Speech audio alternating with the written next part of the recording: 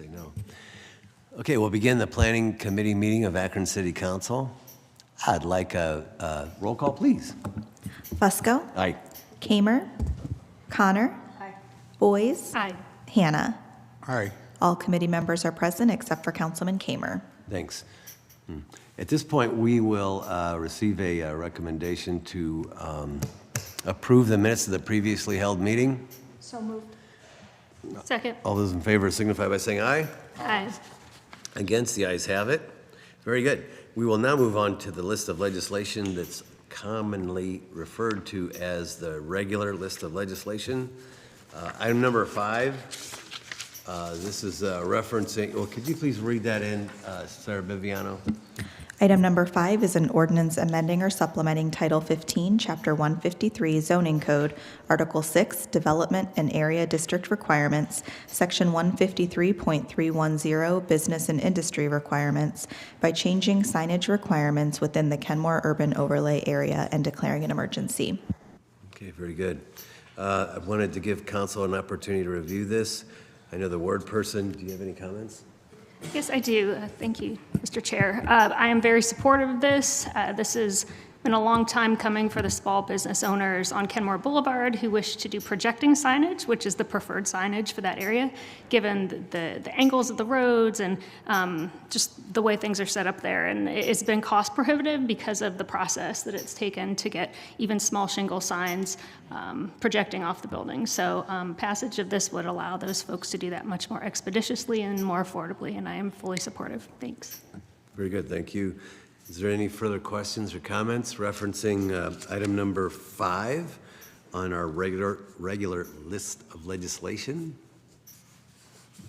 Is there a motion for approval with suspension of the rules? I make a motion? No? Nope.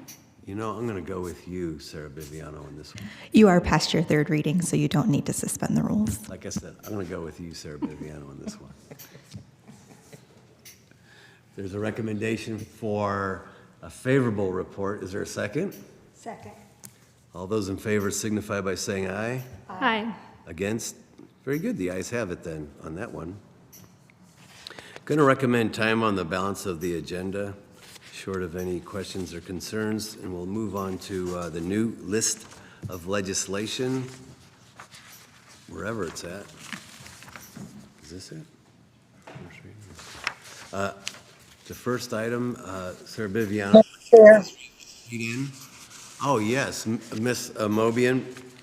Yes. Yes. Item number 4, and I think I'm correct. I tried to memorize it.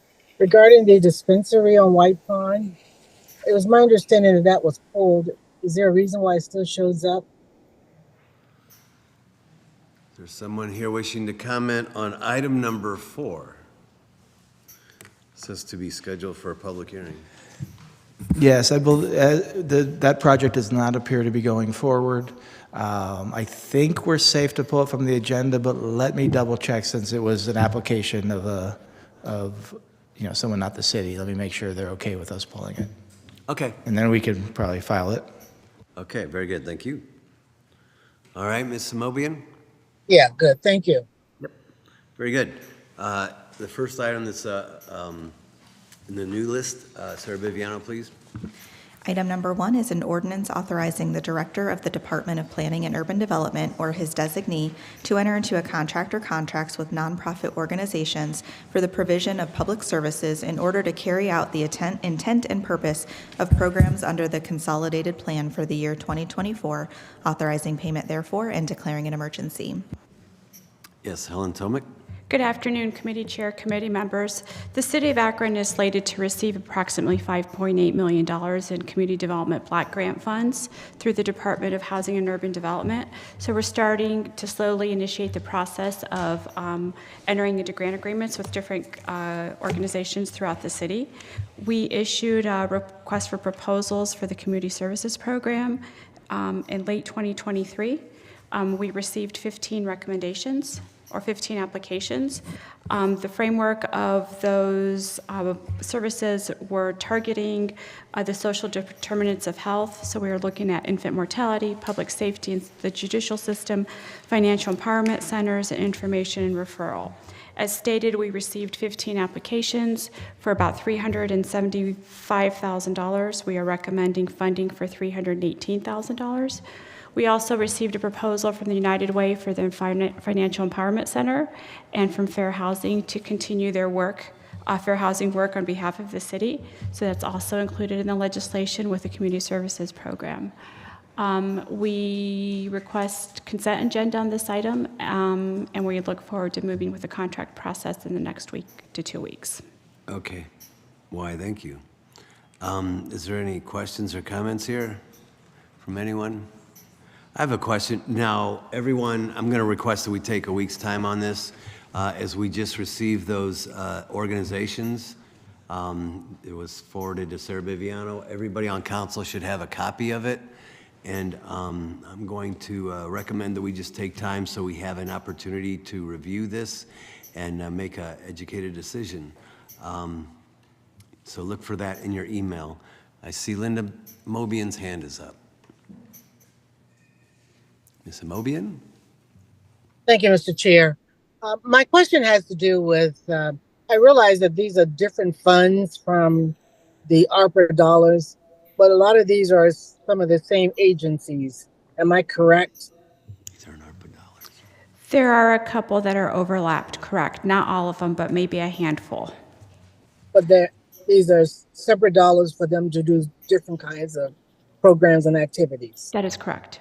I'm not familiar with the exact language of the contract, but these programs have been in place for a couple of years, so they're doing providing one set of services, and I believe ARPA dollars are providing another set of services. Right.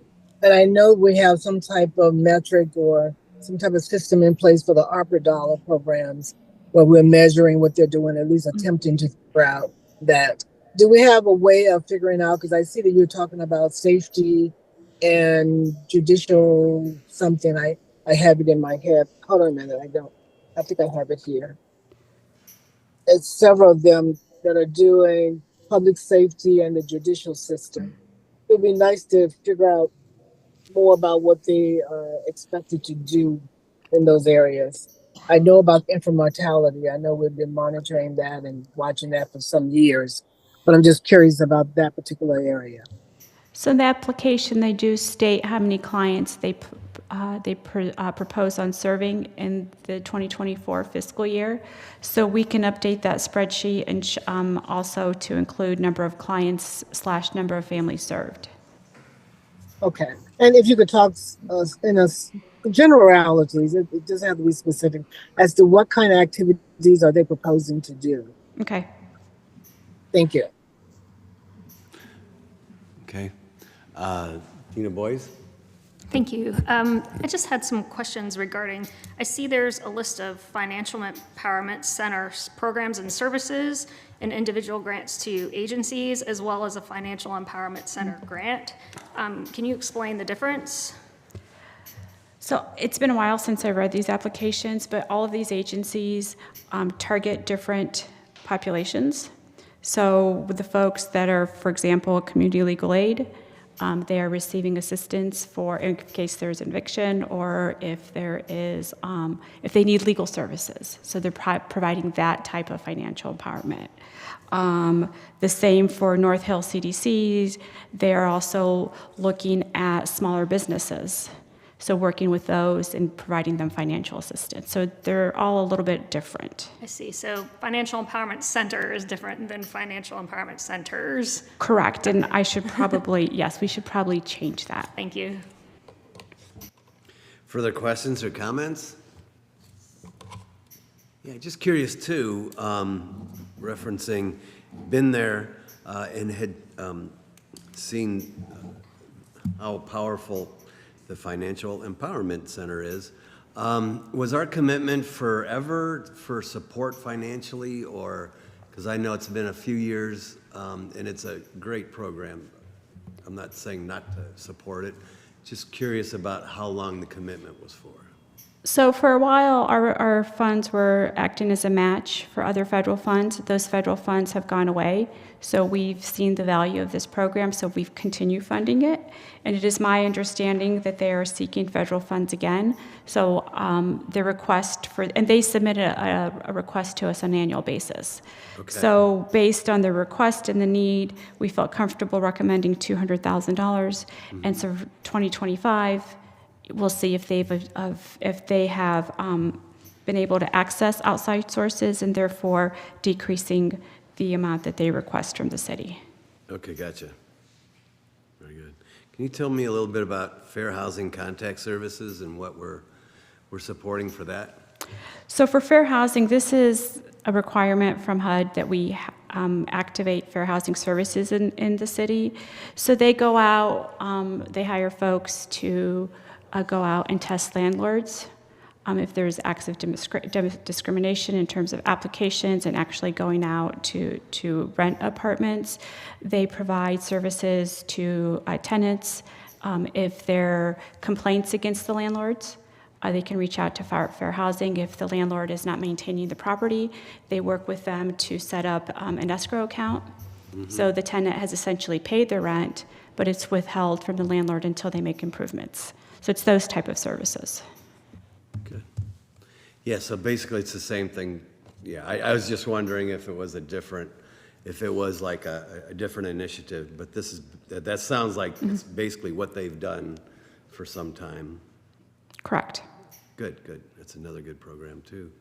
Okay, very good. Again, I'm going to recommend time. Just got this a little while ago, so I would encourage everybody on Akron City Council to review this and to make sure that if they have any questions, they can forward them to me or both of us, I should say, Helen Tomic as well, and then she'll get the answers for those. I see Linda Moby, and her hand is up too. Yes, thank you, Mr. Chair. As you stated, the Financial Empowerment Center, I referred people there. They are doing some excellent work. They did give us a report some time ago. It'd be nice to hear again as to how many people they've served and that kind of thing, because it sounds like they're helping people get their financial situations in order. And I certainly want to support this, no question about that. But it'd be nice to get an updated report. Thank you. Thank you. Great. And there's quite a few organizations that we're supporting here. I would be curious too to see like the last couple years of support that in terms of organizations and how we've maneuvered that. I know priorities change all the time, and if we could get like say the last 3 years or so of these funds, the CDBG funds for this that we've expended, that'd be great. Any further questions or comments from anyone? Okay, with that, I'll entertain a motion that we refer this item. So moved. Is there a second? Second. All those in favor of referring signify by saying aye. Aye. Against? The ayes have it. Okay, very good. Item number 2. Item number 2 is an ordinance appointing Councilman Eric Garrett to the Akron-Bath-Copley Joint Township Hospital District Board and declaring an emergency. Very good. Is there anyone here to speak on this? Although I think we know everything we need to on this. This is the ABC Joint Township Board. Mr. McKittrick, we had appointed just last week. This is basically, for those who may not know, this is the organization that approves, I believe it's the financing for the hospitals within Akron, Bath, Copley. In terms of their financing, this is a state mandated, I believe, board that we have to have. Well, he's an attorney, he knows all the answers. Well, again, I haven't worked on this. The only time I really worked with this was when I was in private practice. Okay. We represented the district. So it's been 20-some years, but yeah, they are able to issue tax-exempt bonds and things like that for hospital projects. So they don't do that all that often. There aren't, but it has the trustees of Bath and Copley, and then 3 city council. Exactly right. Yeah. No, it's a great board. So, is there any questions from anyone? on this thing? Anyone? Anyone? Is suspension of the rules, do you think, or consent agenda, does it? I'm assuming consent is fine, but I didn't do the legislation, so. Okay, there is that. We could suspend the rules, I suppose. No, that- And get, just Never in hurts. case they may have they need a quorum or something. So, suspension of the rules, recommendation? So moved. Second? Second. All those in favor signify by saying aye. Aye. Against, the ayes have it. Very good. And with that, oh. If we could, Suzie and I were discussing this, was it items 2 through 4? We were wondering, that on the regular agenda, which were the Thrive program? Or 1 through 3, I'm sorry, I don't have it in front of me. If you had any questions, or, I know we kind of took this out of order because we didn't notice, but we're hoping to move those along. Oh, right, today? Oh, right, we talked about this last week. So there is a sense of urgency on these 3?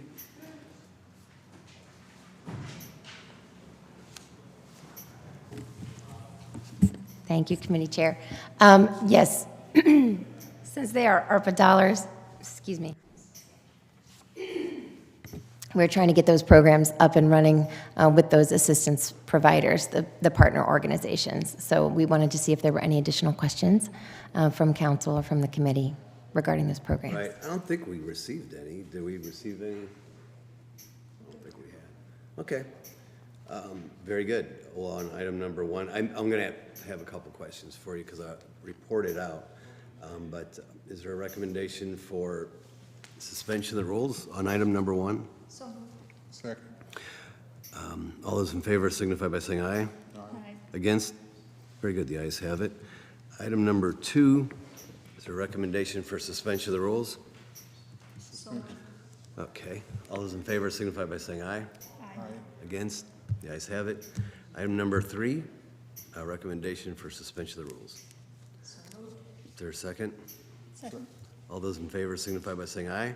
Aye. Against? Very good, thank you. Thank you. We'll report that out this evening. Thanks so much. Thank you for bringing that to our attention. And with that, we'll now adjourn. Thank you. Sarah? Our next committee meeting today will be the Public Safety Committee, and that will begin at 2:15. Those committee members are McKittrick, Kamer, Lombardo, Hannah, and Davis. Again, that's the Public Safety Committee, and it will begin at 2:15. Thank you.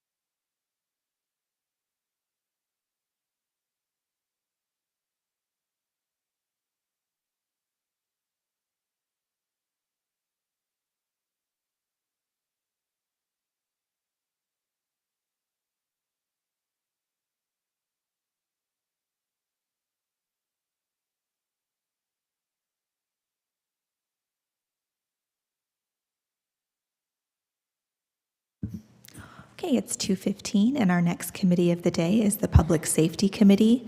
Those committee members are McKittrick, Kamer, Lombardo, Hannah, and Davis. We do have all committee members present. Looks like one is still connecting to video here, but whenever you're ready, Mr. Chair. Okay, thank you, Sarah. I'd like to call the Public Safety Committee to order. Could I get a motion to accept our previous minutes? Motion to accept. Second? All in favor? Aye. Aye. Any opposed?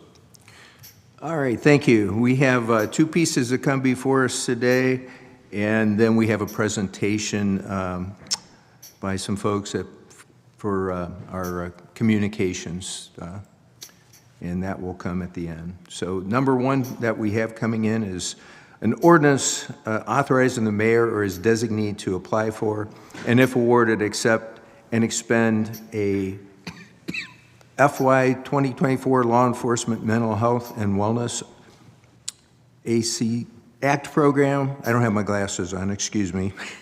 Grant, administered by the U.S. Department of Justice Office of Community-Oriented Policing Services, COPS, and declaring an emergency. Captain McCosey. Good afternoon, Mr. Chair and members of the committee. It is a handful on the title there. This grant program is from the Department of Justice. It will allow us to expand our employee wellness program at the police department, and especially the fitness side of things. In this case, it's a competitive grant, so we don't know what our odds are, but there is no match.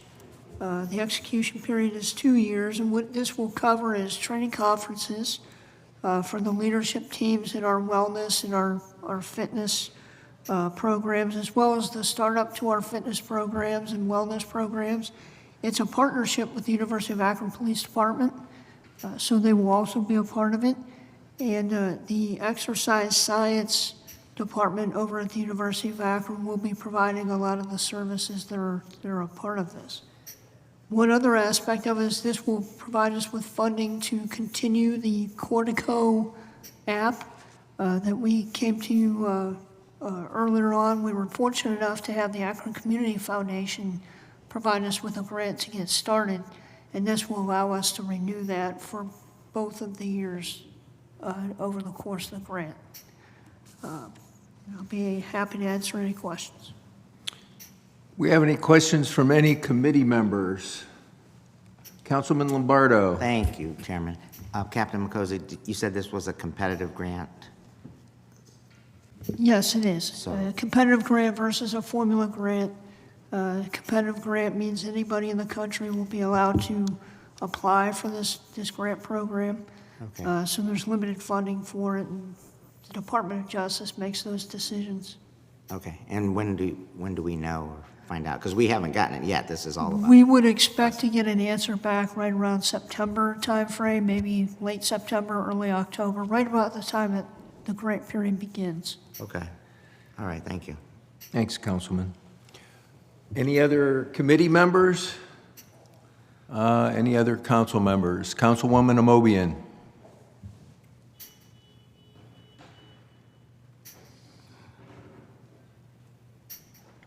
Thank you, Mr. Chair. Can you hear me okay? Yes. Can you hear me okay? Yes, we hear you. Can you hear us? Can you hear me? We can hear you. Oh, okay. I'm sorry. Your voice was fading, and I was wondering if I was having the same problem. Anyway, have we ever applied for this before? Is this the first time I know we applied for lots of grants, but the mental health and wellness, is this the first time for that, Captain Cozy? Yes, this is the first time we've ever applied for this grant program, and I don't recall how often before they've even offered this. I know that it's relatively new, but this will be our first application. And this is primarily for the officers' That's correct. well-being? Okay. Oh, that's great. Okay, thank you. Thanks, Councilwoman. Any other questions by any other council members? What's your pleasure, sir? Consent agenda is fine on this. Okay, can I get a motion? I'll make that motion for the consent agenda. Second. All in favor? Aye. Aye? Aye. Any opposed? Okay, we'll get that on consent. Thank you. Okay, our next piece is coming up is a resolution opposing and objecting to the application of Mr. Pantry Copley, Inc., doing business as Mr. Pantry, 950 Copley Road, Akron, Ohio 44320, for a Class D5 liquor permit, 6208800, now pending before the Division of Liquor Control and declaring an emergency. Yes, Mr. Morgan. Thank you, Mr. Chair. So this is a resolution to object to a new permit request at this location. The location in question has existing carryout permits. This D5 permit is a little bit odd in the sense that I'm not sure if the property is even set up for on-premise consumption. That also being said, the property has over 60 calls for service from the Akron Police Department over the course of 2 years. It is a place that is inundated with a lot of fights, a lot of noise, a lot of disturbance and activity that comes about in relation to it.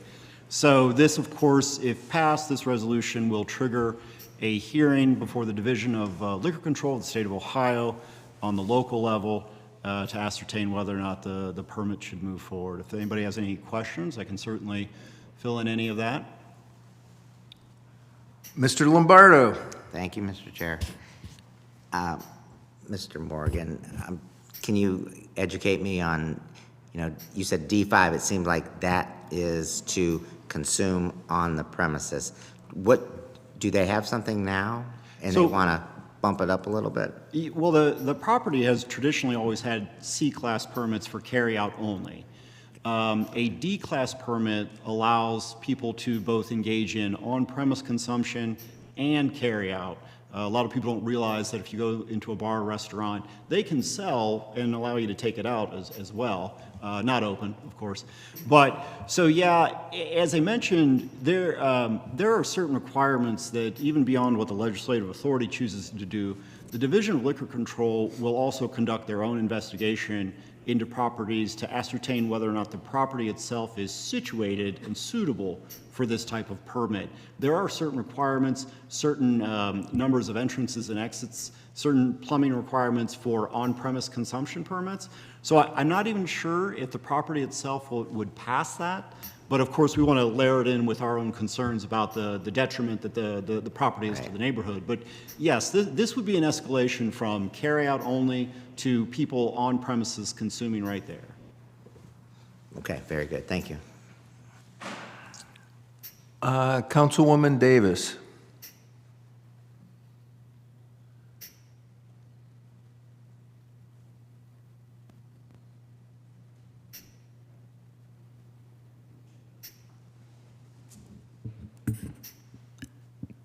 Councilwoman, I think you're muted. I'm sorry, can you hear me now? Thank you. Okay, yes, I would like to object to that at that location. We have a full-service liquor store already on Copley Road that sells beer and wine and liquor. And to just put another liquor permit in that area at Mr. Pantry, that is just not good. Because a lot of young people hang there, they get older people to come in and buy whatever for them, and they just drink on the street. So I'm just going on the record that I vehemently oppose this, okay? Thanks, Councilwoman. Do we have any other committee members that have any comments? Any other council members? President Somerville. Thank you so much, Mr. Chair. I just wanted to also agree and oppose. Ward 3 is actually right directly across the street from Mr. Pantry. And to Craig Morgan's point, I am not so sure that there is any place where patrons could come and consume alcohol on premise. For years, we've had big issues with loitering, people hanging around Mr. Pantry. They've actually put up a huge sign saying no loitering. So this does cause some concerns, and just definitely wanted to oppose my objection as well. Thanks, President Somerville. Councilwoman Amobian.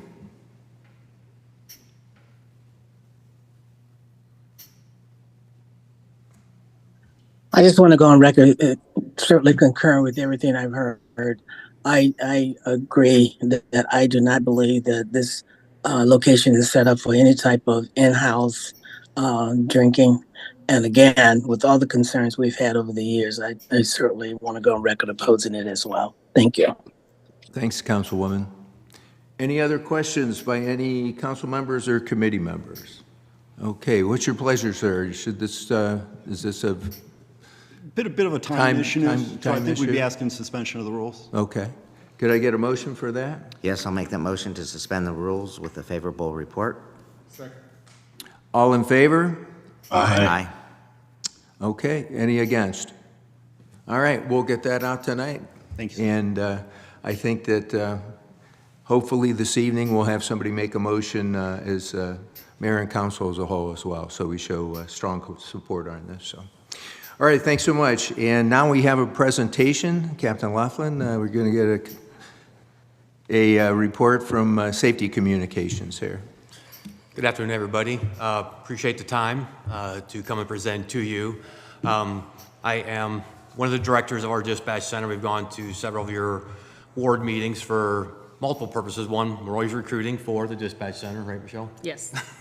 Always recruiting, but also just to kind of get the word out about the amount of work our team does. And they're kind of like the unsung heroes of the safety forces teams, so just kind of sharing. And people are pretty shocked at the volume of work that they're doing, but then some of the other pieces that we have in place in the police department to make things more accessible to our community. So appreciate the invitation coming here. Basically, we really trying to do more of an outreach with our safety communication. Has been very well received. Our team loves getting out and engaging with the community also, so it's been very positive on both sides. So first thing we like to share is that in our Safety Communications Center, in 2023, we took just shy of 350,000 calls of all types coming in. That's about 1,000 calls a day. That's a lot of work by a team that is about 15 to 20% understaffed right now. They're working really hard. We have to maintain minimum staffings. If we don't have those minimum staffing, people actually get mandated and have to stay over for another 4 hours of time. So we're working really, really hard on the hiring piece of that. But of those 350,000 calls, roughly 170,000 of those are 911 calls.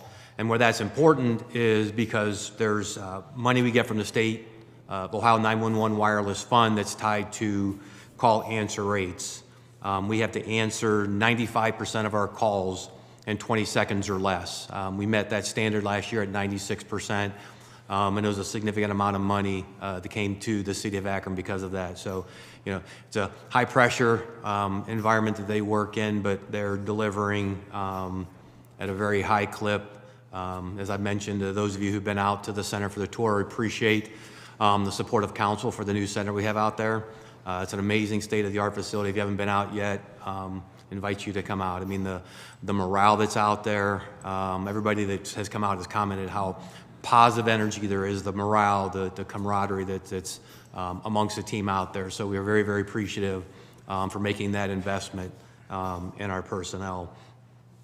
So one other thing I like to kind of touch on also that a lot of people don't know, at the police department we have an online reporting system where people can make their own reports online. It depends on the type of offense, and it really very easily walks you through the types of offenses, dollar amounts, and the parameters for that.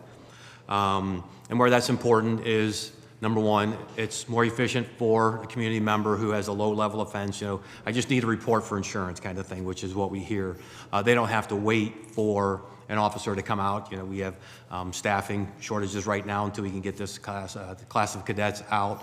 And any amount of time we can give our officers to be available and responsive to the community for their needs rather than taking reports for insurance purposes, the better. And a lot of people don't realize that that's what we offer.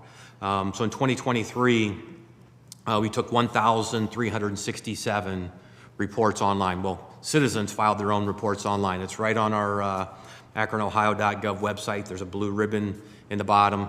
Online report portal. It's very easy for folks to use that.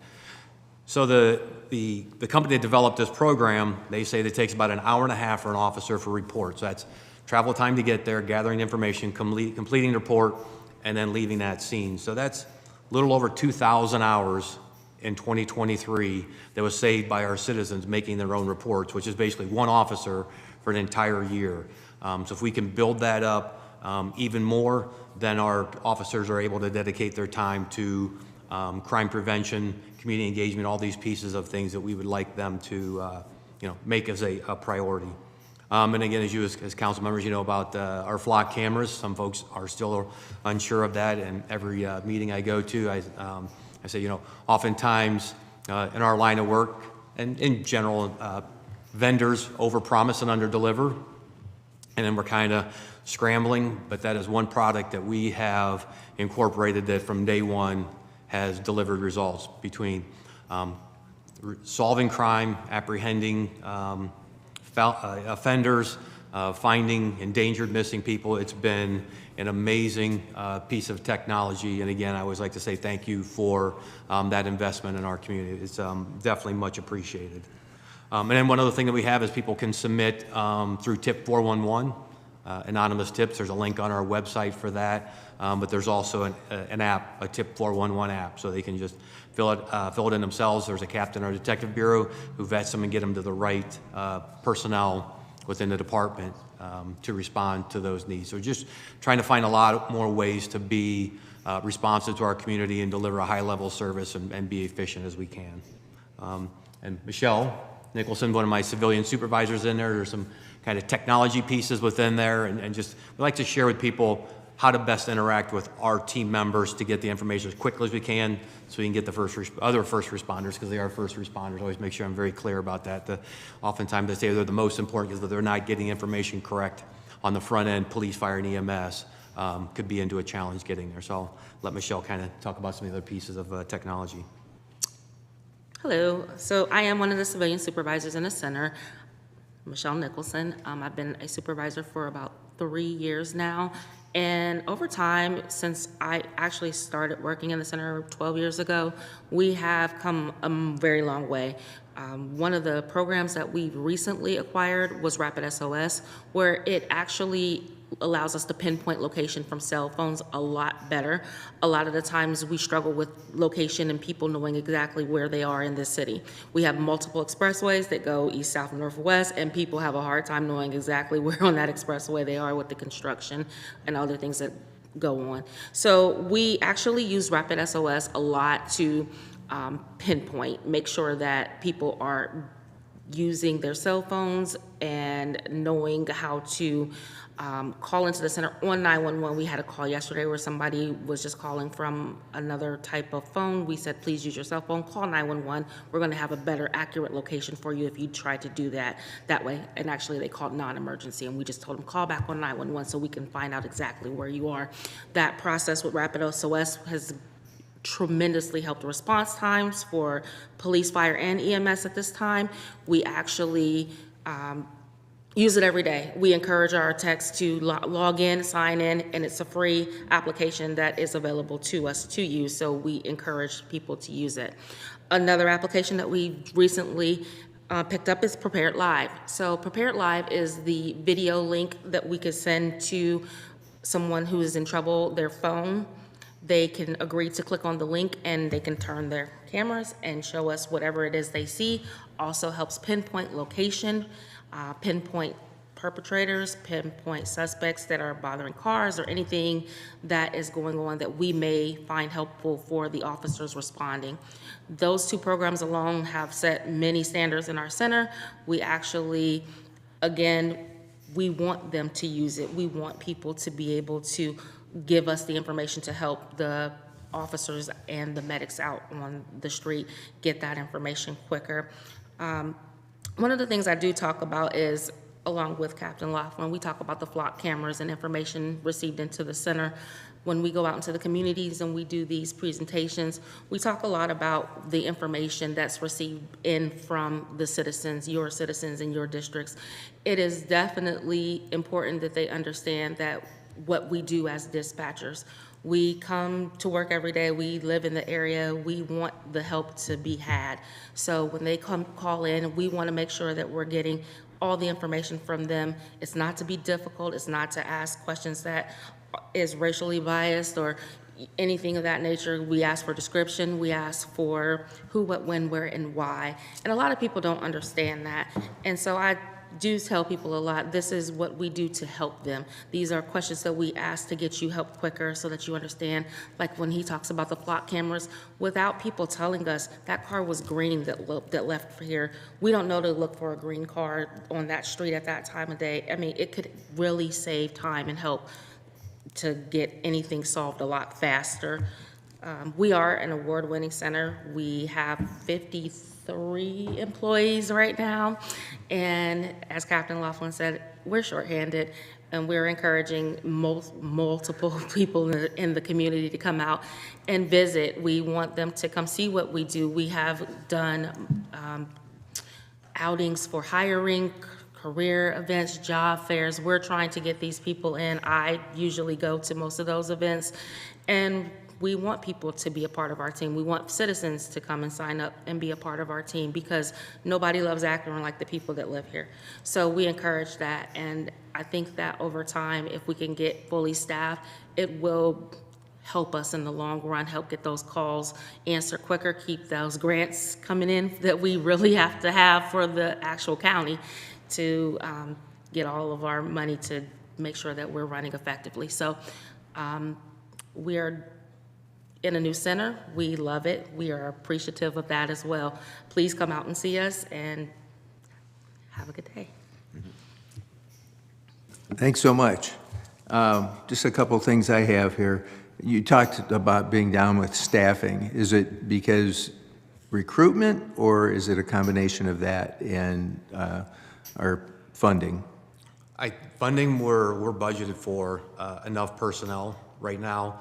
I think it's just the nature of, in safety forces, Captain McCosey knows the numbers better than I do, but, we're seeing 4 times the number of people in the police department who resign. We're not seeing as many people make them careers, long-term careers, and I think that's where we're kind of coming at some of our people who are career people in there are coming up onto retirement. We've been revamping and working with HR on our recruiting efforts. Right now, we're in a hiring cycle, doing interviews to really work with them to expedite things to get people onboarded quicker. But it's a high-stress job. It takes a special kind of person to want to do that work, somebody who really has a service mindset. We'll get sometimes people say, I want to be a police officer or a firefighter, but I don't want to be out there doing that. I want to serve my community. People who sometimes they've had a career and their kids have grown and gone and they can work nights and do those types of things. So we're seeing a very unique group of people coming through. But yeah, I think it's just the nature of just people not staying for 25, 30 years in their career. It's countywide too. I think that it's not just us that is going through this. We have a shared building with the rest of the county as well. And, we've had people go and come back, and, it is very difficult when you have the amount of calls that we have, and our calls are not easy. Like this past week has been a very tough time for people in our center, and just taking and hearing these calls come in, it sits at home with you because we all are mothers, or some that aren't mothers. You have sons or kids or people that are cousins. Anything can happen to anyone at any given time. It used to be at nighttime people were scared. That's not the case anymore. At broad daylight, it can be anything that goes on. So it does take a special person to sit there and listen to these types of calls, and people just don't commit. And they come in and they'll shadow and they'll see, and they're like, you know what, this isn't for me. And I'd rather hear that up front than us spend money and waste the time on training and then they walk away. Okay. In regard to the online reporting system, I do know that you came to one of my ward meetings and talk about this, and I continue to get feedback that people do try to use it, and they say it is quite handy to be able to do that, so greatly appreciate that. One other question I have before I open it up to the rest of the committee and other council members is, with the flock cameras that we have now, and we see the success that we have, would it be beneficial to expand what we have in cameras? Are there areas of the city that could be enhanced by putting more cameras in other locations? That's a conversation we have on a regular basis internally. Right now, we're about 4 months into doing analysis of it. You know, we up till that point, they were just tracking how many reads we got on the cameras. I've had them start tracking how many hits we get on a camera. Now, obviously, we have to make sure we have them spread throughout all of the wards. I mean, it's important to make sure that we have them spread throughout our community. But, you know, a couple of things in place. So we're looking at where we have them deployed as part of that analysis. But, you know, we had a significant, probably about 25 of them in the south of Exchange area of Akron U. And we have that, we're in the second phase of that County Akron U and Akron project down there with new cameras coming in. So we're looking at, once that's fully up and operational, can we pull some of those cameras out of there? So always looking at how we have them deployed. You know, this is one of those things that once we have them, we like them, and if we get more, we like them, and we're going to want them. And it's just, you know, making sure the funding fits, but just making sure we're very strategic in where we have them placed. But as a conversation we have on a regular basis. Okay, that's great information. I appreciate that. Okay, do we have any committee members that have any questions? Mr. Hanna, sir. Thank you, Mr. Chair. I've been to that facility, and it's state-of-the-art, and I was very impressed with that. Just a question, what are the age restrictions as far as coming aboard with the dispatcher, and what are some of the requirements? So they have to be 18 to start. On start date, they have to be 18. And we have no cap on the age range. I mean, it's the group we have coming right now, we have some that are 21, and I bet we have some that are in their 50s right now. Like I say, people who've had kids that are grown and want to, you know, they get stuck in a job, and now they're looking for a way to give back. But as far as some of the requirements, the biggest thing is being able to multitask. You know, they have 6 computer monitors. You saw that, the 6 different monitors, or something going on all of them. You know, problem solving, computer skills.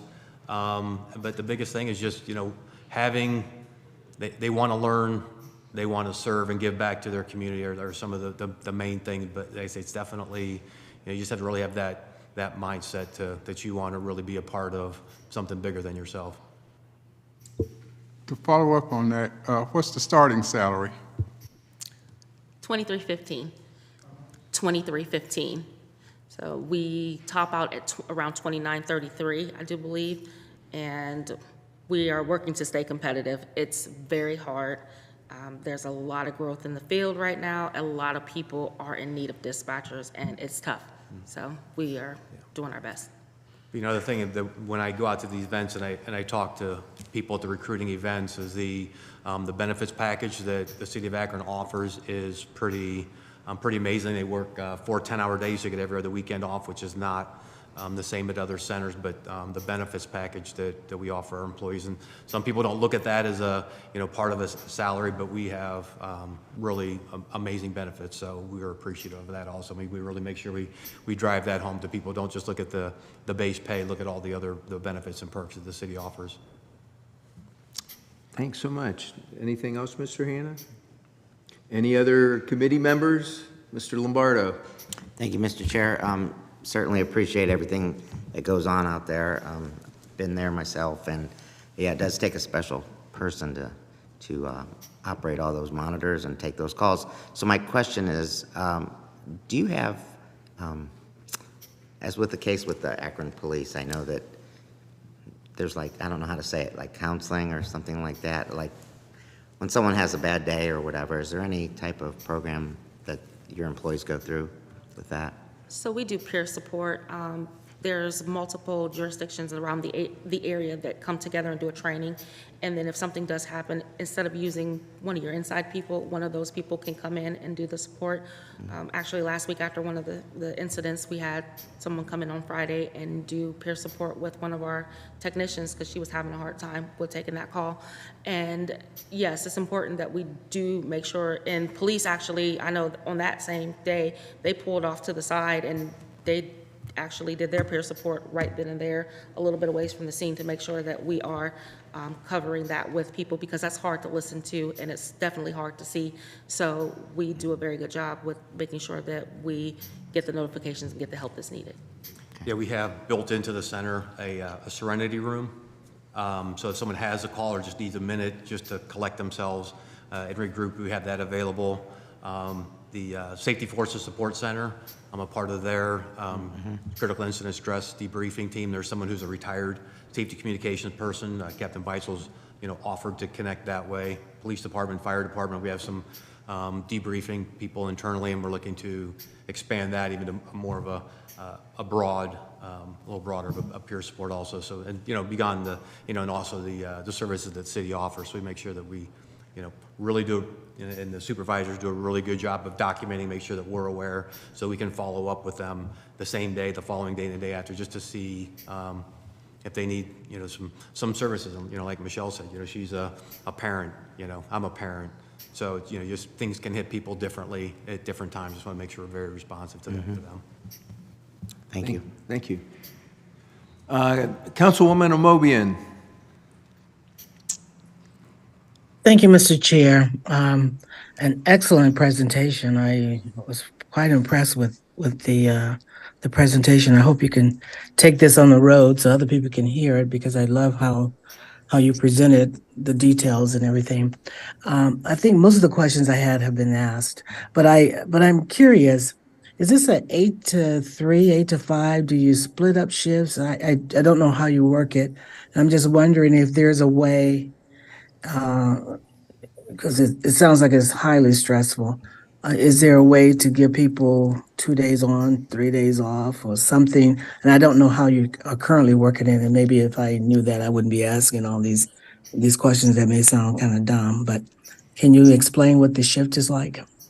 Sure. We have 3 days on. So if you work Monday, Tuesday, and Wednesday, they're 10-hour shifts. Our shifts are 7 to 5 p.m., then from 11 to 9, 5 to 3 a.m., and then 9 to 7. So we're kind of split into 2 shifts. There's an A shift and then there's B shift, so when the other shift isn't working, and then we have one constant day on a Wednesday. So if you work Monday, Tuesday, and Wednesday, you're going to be off Thursday, Friday. Then you work Saturday, Sunday, and then you would be off Monday, Tuesday, and then Wednesday, Thursday, Friday, you would work again. So it's a rotating shift so that you can get your every other weekend off. It's not well, I'm a Monday through Friday person, but it's not just every day you have to come here and endure this. And also in that 10-hour period, you're not just back-to-back call taking. It's actually split up. So we have call takers for part of a shift, and then you can actually go dispatch another part of your shift as well. So you're not getting that burnout. The problem is that when you're shorthanded, the burnout there's only so many people you can rotate so much. And I think that we do a fairly good job making sure that everybody keeps skill up, making sure that attendance is decent for the times that we're there, and we're split where we are best utilized. It's tough, but we've been managing. Thanks so much. Oh, go ahead. I'm sorry. Oh, go ahead. Do you have another question? Yeah, I just couldn't thank you very much for that. I was just figuring out the salary. The base appears to be like 48.1, which is not bad for a young person or whatever, but I don't know. Are there competitive salaries of other dispatchers? Are we competitive with them, or are they paying more? What seems to be? So it varies. Like I say, under the new center, 5 communities merged under the COG, and actually another one's coming on board, and I suspect there'll be some others. They pay more than we do, which is an interesting dynamic as they're break down the hall. But as Michelle said, we had somebody leave Akron to go work at that facility, and within about 30 days she asked to come back because of the work schedule, because of the family environment that we have, the camaraderie, the teamwork, and those kinds of things. She came back. There's some other centers that pay less than us. So it just all varies. Like I said, you have to take into consideration our benefits package, that we offer. But yeah, the COG, well, it's the Southern Emergency Communications Center. They compensate fairly well with the benefits package, but you know, as we found out, it's not all about money. But we do want to make sure that our personnel are compensated to be able to support themselves, their families. You know, we have some people are sole supporters of their families, single moms with young children are trying to support. So we want to make sure we're, you know, doing the best that we can for them to make sure they have a wage that they're not feeling, you know, the pressure on. And like I say, the benefits package also helps with that too. Mr. Chair, if I could follow up just briefly, please. Sure.